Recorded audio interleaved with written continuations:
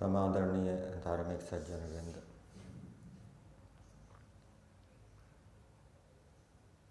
यज्ञ एक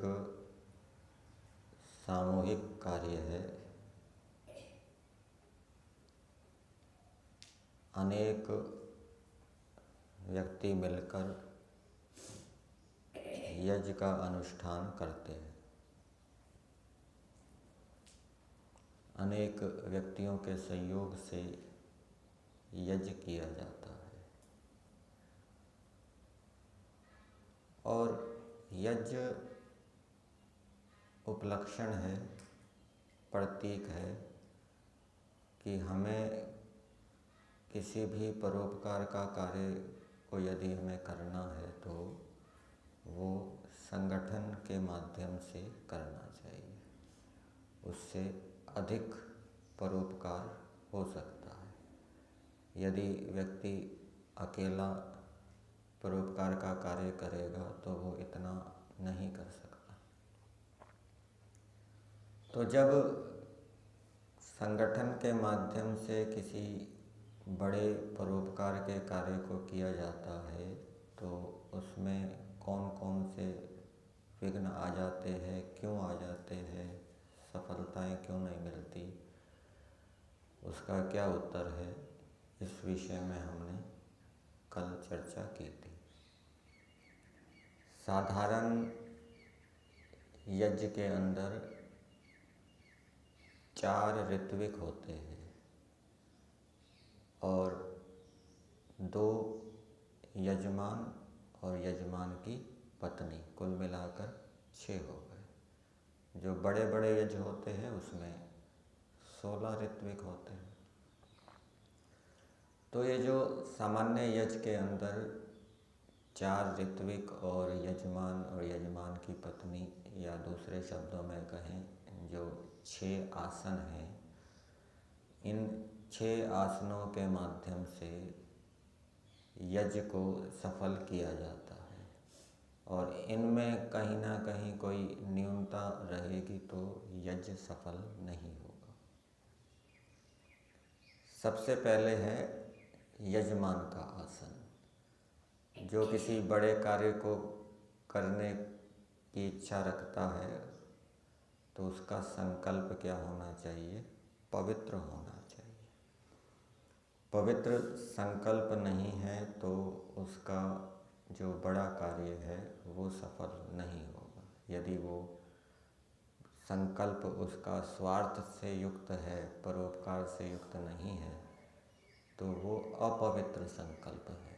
और यदि सबके हित की भावना से युक्त संकल्प है तो वो पवित्र संकल्प है। दूसरा, उस बड़े कार्य की योजना बनाने वाला भी कोई होता है, उसको होता कहना चाहिए। होता ऋग्वेद का विद्वान होता है। वो यज्ञों के अंदर ऋग्वेद के मंत्रों का पाठ करता है। तो कोई भी जो बड़ा कार्य किया जा रहा है उसमें योजना बनाने वाला भी बुद्धिमान होना चाहिए। जैसे युद्ध होते हैं, एक देश के दूसरे देश के साथ युद्ध होते हैं, तो अब किसी देश के साथ युद्ध करना है तो उस युद्ध में किस प्रकार की योजना बनानी चाहिए? तो योजना बनाने वाला अनुभवी होना चाहिए।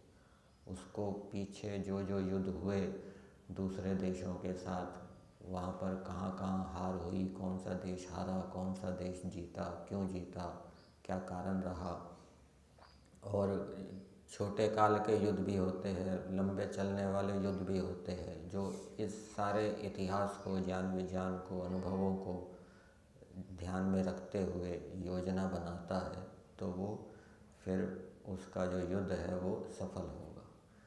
तो ये होता के विषय में। इसी प्रकार से क्रांतियाँ होती है, अनेक इतिहास के अंदर अनेक क्रांतियाँ हुई। तो जो यजमान है, जो क्रांति करना चाहता है, उसने यदि ऐसे व्यक्तियों को योजना बनाने के लिए नियुक्त किया है जो क्रांतियों के इतिहास को जानते हैं कि वहाँ उस देश में क्रांति हुई, वहाँ क्रांति हुई, वहाँ क्रांति हुई, और वो क्रांति सफल हुई या असफल हुई, असफल हुई क्यों असफल हुई, क्या कारण रहे, जो इस प्रकार से क्रांतियों के विषय में अच्छा ज्ञान विज्ञान रखता है और ऐसे अनुभवी व्यक्ति को नियुक्त करता है क्रांति की योजना बनाने के लिए, तो वो क्रांति क्या है, सफल होगी। तो ये दूसरा आसन है, कौन सा, होता का आसन। होता ऋग्वेद का जाता होता है। तीसरा आसन होता है उद्गाता का। तो यज्ञों के अंदर जो उद्गाता होता है वो सामवेद के मंत्रों का गान करता है। उसकी एक टीम होती है, वो सामवेद के मंत्रों को गाती है। और उपासना का संबंध हम रुचि के साथ करते हैं। तो उस बड़े कार्य के अंदर कुछ ऐसे व्यक्ति भी होने चाहिए जो सभी को उस कार्य में रुचि उत्पन्न करें। कभी कभी रुचि कम हो जाती है, तो वो रुचि उत्पन्न करते रहे। जैसे जब युद्ध होता है तो सेना के साथ कुछ वो बाजे बजाने वाले या गीत गाने वाले ऐसे व्यक्ति भी होते हैं, ठीक है ना। सेना के बैंड होते हैं और उनके गीत होते हैं जो युद्ध करने के लिए उत्साह बढ़ाते हैं।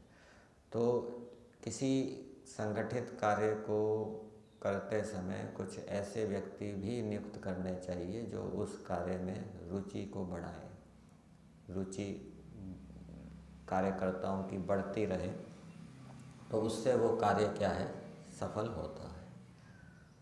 चौथा आसन है अध्वर्यु का। अध्वर्यु योजनाओं को क्रियान्वित करता है, ठीक है ना। जैसे युद्ध का उदाहरण ले लीजिए। एक तो है किसी ने, बड़े अधिकारी ने युद्ध की योजना बनाई कि अमुक देश के ऊपर आक्रमण करना है, इस समय करना है, दिन में करना है, रात में करना है, कौन कौन जाएगा, कहाँ से करना है, कौन कौन सा साजो सामान साथ में ले जाना है, हवाई हमला करना है या भूमि से आक्रमण करना है, ये तो योजना बनाने वाले। और फिर उसको, उस योजना को क्रियान्वित करने वाले कौन होंगे, वो जो युद्ध के मैदान के अंदर जाएंगे, सेनापति होंगे, सैनिक होंगे, कर्नल होंगे, मेजर होंगे, ठीक है ना। तो ये अध्वर्यु के रूप में समझने चाहिए जो युद्ध करते हैं, ठीक है। तो वो किसी संगठित कार्य को क्रियान्वित करने वाले जो व्यक्ति हैं वो भी बुद्धिमान होने चाहिए। अध्वर्यु शब्द ध्वरा हिंसा कर्मा धातु है, ध्वरति हिंसा कर्मा, उससे उल्टा हो गया अध्वरा, मतलब कि जो हिंसा नहीं करता, हिंसा नहीं होने देता। तो योजनाओं को क्रियान्वित करने के लिए ऐसे बुद्धिमान व्यक्ति को नियुक्त करना चाहिए जिससे कि किसी प्रकार की हिंसा ना हो, अन्याय ना हो, पक्षपात ना हो, चोरी आदि की संभावना ना हो। ऐसे बुद्धिमान व्यक्ति को नियुक्त करना चाहिए, ठीक है। तब तो वो कार्य सफल होगा और उस कार्य के अंदर जो धन लग रहा है उस धन का सदुपयोग होगा। और यदि ऐसे आलसी, प्रमादी, मूर्ख व्यक्ति को नियुक्त कर दिया जो चोरों को ठेका दे रहा है, चोरों से माल ले रहा है, खरीद रहा है, ठीक है ना, अन्याय कर रहा है, पक्षपात कर रहा है, तो उससे क्या है, धन का अपव्यय होगा और फिर उस कार्य में ईश्वर की ओर से भी सहयोग नहीं मिलेगा, वो कार्य सफल नहीं होगा। तो कौन कौन से आसन हो गए? एक तो यजमान का आसन, दूसरा अध्वर्यु का आसन, तीसरा होता, चौथा उद्गाता, पांचवा ब्रह्मा। अब जो योजना बनाने वाला है उसमें भी कुछ न्यूनता हो सकती है, कुछ कमी हो सकती है। जो योजना को क्रियान्वित करने वाला है उसमें भी कुछ कमी हो सकती है, वो भी कुछ हिंसा दोष से युक्त हो सकता है। जो योजना में उत्साह बढ़ाने वाला है उद्गाता, उसकी भी कुछ कमी हो सकती है कार्यकर्ताओं के उत्साह बढ़ाने में। तो एक ऐसा विद्वान व्यक्ति भी होना चाहिए जो इन सभी विषयों की जानकारी अच्छी रखने वाला हो, सभी क्षेत्रों की अच्छी जानकारी रखने वाला हो और उनसे अधिक विद्वान हो। किनसे? होता से भी, अध्वर्यु से भी, उद्गाता से भी। तो वो उनकी त्रुटियों को, दोषों को देख सकता है, समझ सकता है, संकेत कर सकता है और दूर करने के लिए प्रयास करेगा। जैसे होता है, गाड़ी जा रही होती है तो कभी कभी लाल झंडी दिखा दी जाती है, भाई गाड़ी रोको, अभी गड़बड़ी है, ठीक है ना, फिर हरी झंडी दे दी जाती है। तो उसी प्रकार से एक ऐसा व्यक्ति होना चाहिए जो संकेत करे, भाई अभी ये गड़बड़ी हो रही है, यहाँ ठीक करो, अभी कार्य को रोको। तो इस प्रकार से ये 5 आसन हो गए। फिर छठा आसन है यजमान की पत्नी। जिस यजमान ने संकल्प लिया है किसी बड़े कार्य को करने का, यदि वो अपने जैसे और व्यक्तियों का निर्माण नहीं करता तो उस व्यक्ति के मरने के साथ ही संकल्प भी क्या है, मर जाएगा। फिर वो कार्य समाप्त हो जाएगा। तो वो कार्य अमर हो, कार्य आगे तक चलता रहे, इसके लिए जो कोई बड़ा कार्य का नेता है वो अपने जैसे अनेक व्यक्तियों को उत्पन्न करे। यजमान की पत्नी है, वो संतान के रूप में यजमान को देती है, वो संतान उस वंश परंपरा को आगे चलाता है, उसका संकल्प बढ़ता है। तो मान लीजिए किसी कारण से संतान दुष्ट हो गई या संतान उत्पन्न नहीं हुई, तो फिर संकल्प आगे कैसे बढ़ेगा? तो उसके लिए आवश्यक है कि वो जो यजमान है वो अपने प्रभाव को उत्पन्न करे, वो समाज के अंदर, राष्ट्र के अंदर ऐसे व्यक्तियों का निर्माण करे जो उसके संकल्प को आगे बढ़ाते रहे और ये जो परोपकार का कार्य है वो चलता रहे। तो इन 6 आसनों के ऊपर हम विचार करके संगठित कार्य को सफल कर सकते हैं। दूसरा विषय आज लेते हैं, प्रेरक वाक्य में कुछ वाक्यों के ऊपर विचार करते हैं। एक प्रेरक वाक्य है कि सदा मृत्यु को देखने वाला व्यक्ति तेजी से सोचता है, तेजी से करता है, फलतः लक्ष्य की ओर तीव्र प्रगति होती है। इसको इस रूप में भी हम देख सकते हैं, जो बुढ़ापे को देखता है कि बुढ़ापा आने वाला है, अथवा आगे भविष्य में आने वाली विघ्न बाधाओं को देखता है कि ये अनुकूलताएं हमेशा रहेगी नहीं, कभी बाधाएं भी आ सकती है, बुढ़ापा भी आएगा, और काम अधिक है, समय कम है, जो इस रूप में विचारता है, तो उसके अंदर फिर तीव्रता उत्पन्न होती है। जो ये विचारता है कि अभी तो समय बहुत है, हो जाएगा काम, तो वो उसके अंदर फिर शिथिलता आएगी। तो विघ्न बाधाओं, भविष्य में आने वाली विघ्न बाधाओं के ऊपर विचार करके, भविष्य में आने वाली वृद्धावस्था के ऊपर विचार करके मनुष्य अपने कार्य को तेजी से कर सकता है। जैसे एक उदाहरण है कि मान लीजिए किसान खेत की फसल पक गई है, उस फसल को काट रहा है। अब मान लीजिए उसको पता लग जाए कि आंधी आने वाली है, तो अब वो सामान्य रूप से नहीं काटेगा, अब तेज़ी से काटेगा, क्योंकि आंधी बारिश आ गई तो उसकी फसल खराब हो जाएगी। वो भविष्य में आने वाली आपत्ति को देख रहा है। इसी प्रकार से जो मनुष्य भविष्य में आने वाली आपत्ति को देखता है, विचारता है, बुढ़ापा है और भी विघ्न बाधाएं हैं, मृत्यु है, तो वो अपने कार्य को तेजी से कर सकता है। इसलिए अनित्यता के ऊपर भी हमें विचार करते रहना चाहिए और कार्य में तीव्रता को उत्पन्न करना चाहिए। दूसरा वाक्य है, मन के अंदर जो विकार उत्पन्न हो जाते हैं, काम, क्रोध, लोभ, मोह आदि,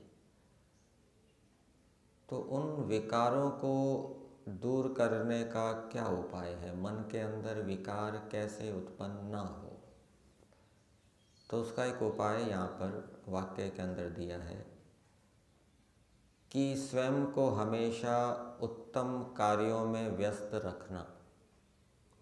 तो जो व्यक्ति अपने आप को उत्तम कार्यों में व्यस्त रखता है, महान लक्ष्य बनाकर उसकी पूर्ति के लिए प्रयत्नशील रहता है, तो वो फिर उसके अंदर, मन के अंदर विकार उत्पन्न नहीं होंगे। ठीक है। और जो कार्यों में व्यस्त नहीं रहेगा, जिसके पास खाली समय होगा, तो खाली दिमाग शैतान का घर।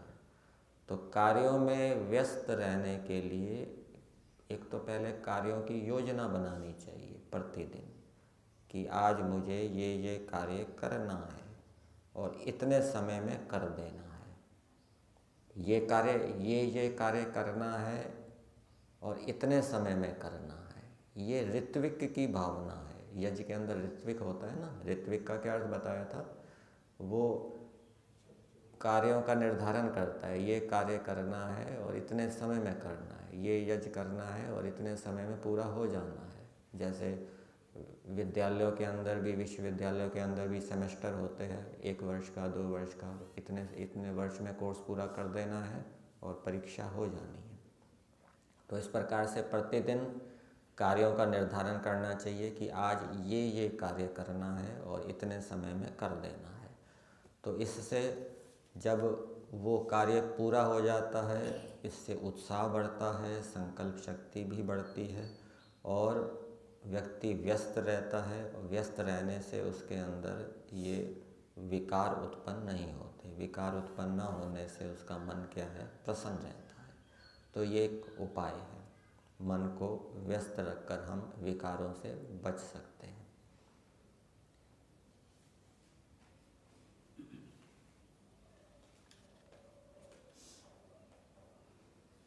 एक वाक्य में दिया है कि व्यक्ति दिन भर बनता बिगड़ता रहता है।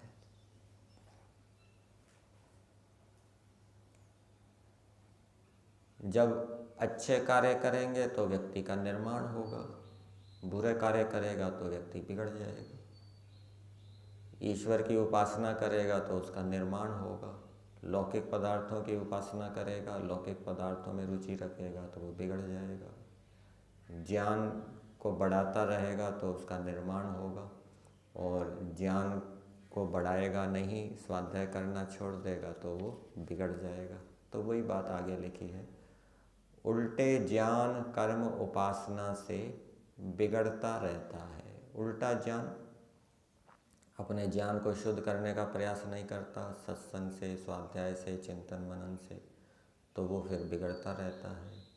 कर्म, उल्टे कर्म से बिगड़ता रहता है, उल्टे कर्म करता है, झूठ बोलता है, चोरी करता है, लड़ाई झगड़े करता है, आलस्य प्रमाद करता है, उससे बिगड़ता है।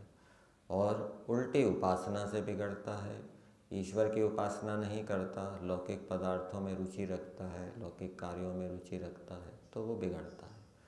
और सच्चे ज्ञान, सच्चे कर्म और सच्ची उपासना से सुधरता रहता है।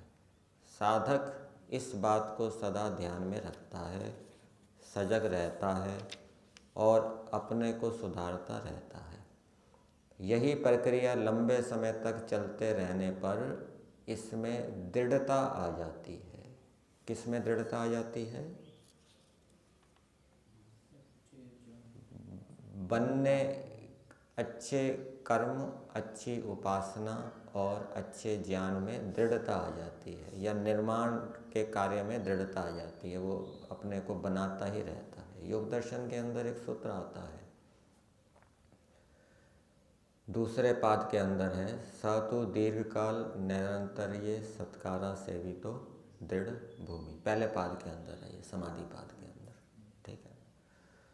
तो अभ्यास दृढ़ कैसे होता है, और अभ्यास का अर्थ बताया गया है योग के अंगों का अनुष्ठान करना। योग के कितने अंग हैं?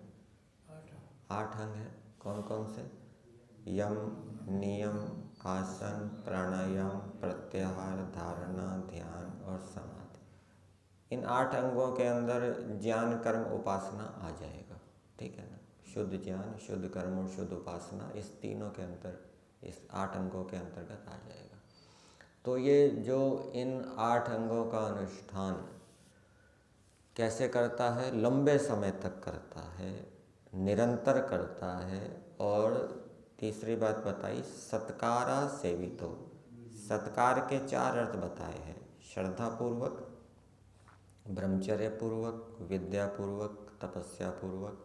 तो इस प्रकार से करने से ये जो बातें हैं उसकी दृढ़ हो जाती है जीवन के अंदर, फिर वो शीघ्र ही वो बिगड़ता नहीं है।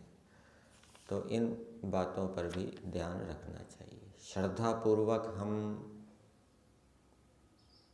यम, नियम आदि योग के अंगों का अनुष्ठान करें, तपस्या पूर्वक करें। कभी कभी कष्ट होता है अपने धर्म का पालन करने में, कर्तव्य का पालन करने में, तो कष्ट होने पर भी उन धर्म और कर्तव्यों का पालन करना तपस्या है, उससे व्यक्ति दृढ़ होता है। ब्रह्मचर्य पूर्वक मन इंद्रियों के ऊपर नियंत्रण रखते हुए योग के अंगों का अनुष्ठान करना है। यदि मन इंद्रियों के ऊपर नियंत्रण नहीं होगा तो ज्ञान स्थिर नहीं होगा, ज्ञान नष्ट हो जाएगा, और ज्ञान के नष्ट हो जाने पर, अविद्या के उत्पन्न हो जाने पर फिर व्यक्ति के बिगड़ने की संभावना रहेगी, वो बिगड़ जाएगा। और विद्या पूर्वक करना चाहिए। सब ये जो योग के 8 अंग हैं, इनका हमें ठीक ठीक स्वरूप का ज्ञान होना चाहिए। अहिंसा का स्वरूप क्या है, सत्य का स्वरूप क्या है, ध्यान का स्वरूप क्या है, आदि आदि, प्राणायाम का स्वरूप क्या है। तो इस प्रकार से लंबे समय तक निरंतर और सत्कार पूर्वक इनका सेवन करेंगे तो ये दृढ़ हो जाएंगे, या दूसरे शब्दों में कहें, शुद्ध ज्ञान, शुद्ध कर्म और शुद्ध उपासना हमारी दृढ़ हो जाएगी, और इसके दृढ़ होने से फिर व्यक्ति का निर्माण होता जाएगा। फिर एक वाक्य में दिया है,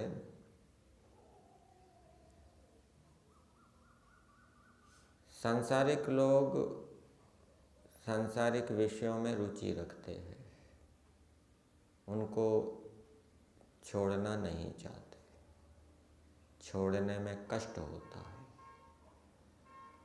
और जब कोई व्यक्ति सांसारिक मार्ग से आध्यात्मिक मार्ग के अंदर आता है तो अभी ईश्वर तो मिला नहीं है और संसार के विषयों को छोड़ना पड़ रहा है, तो उसको ऐसा लगता है कि मैं कहीं खाली तो नहीं हो जाऊंगा, ईश्वर मिला नहीं और संसार के विषयों को मैं छोड़ रहा हूँ तो सुख कहाँ से मिलेगा। इस कारण से उसको लौकिक मार्ग को छोड़ने में कठिनाई होती है। तो उसका समाधान इस वाक्य के अंदर दिया है। वाक्य में कहा है, प्रारंभिक साधक सोचता है कि संसार के दुख मिश्रित सुखों को छोड़ दिया तो मेरे पास क्या बचेगा। एक तरफ तो इन सांसारिक सुखों को छोड़ देवें, दूसरी ओर अभी ईश्वर का सुख मिलना प्रारंभ हुआ नहीं है, तो मेरे पास क्या रहेगा। सांसारिक विषयों का सुख भी चला गया और ईश्वर का सुख मिला नहीं, जबकि जीवात्मा तो सुख चाहता है। जीवात्मा का स्वभाव क्या है, वो सुख चाहता है, दुख नहीं चाहता। अब सांसारिक विषयों को छोड़ दिया तो सुख तो चला गया उसके पास से, और ईश्वर का सुख मिला नहीं, अब सुख कहाँ से लेगा। फिर ये समस्या आ गई। तो इसका समाधान दिया है, मैं तो, फिर ये भी दिया है, मैं तो खाली हो जाऊंगा, कुछ सुख मेरे पास रहेगा ही नहीं। तब ऐसा सोचे कि संसार का सुख छोड़ते ही तृष्णा क्षयजन्य संतोष सुख की प्राप्ति होती है, ठीक है ना। लौकिक पदार्थों का सुख छोड़ दिया, लेकिन कोई बात नहीं, बाहर का इंद्रियों का सुख छोड़ा है तो उससे मन के अंदर सात्विकता उत्पन्न होगी, सत्वगुण उभरेगा, तृष्णा का क्षय होगा, राग द्वेष आदि हटेंगे, रजोगुण हटेगा, सत्वगुण उभरेगा और वो अंदर का सुख मिलेगा। चलो अभी ईश्वर का सुख नहीं मिला, लेकिन मन की एकाग्रता से, शांति से उसका भी सुख होता है, वो सुख मिलेगा। सुख से वो वंचित नहीं हो जाएगा। इंद्रियों के विषय नहीं मिल रहे, इंद्रियों का सुख नहीं मिल रहा, कोई बात नहीं, अब उसको मन का सुख मिलेगा, मन उसका शांत रहेगा, प्रसन्न रहेगा, ये भी एक सुख है, इसलिए वो खाली नहीं होगा। और फिर इसको और आगे बढ़ते बढ़ते वैराग्य को प्राप्त करके फिर वो समाधि में ईश्वर का सुख भी प्राप्त कर सकता है। तो संतोष के सुख के बारे में बता रहे हैं कि जो कि संसार के बड़े से बड़े सुख से भी महान होता है। कौन सा सुख? संतोष का सुख संसार के बड़े से बड़े सुख से भी महान होता है। यहाँ संसार का कौन सा सुख लेना है?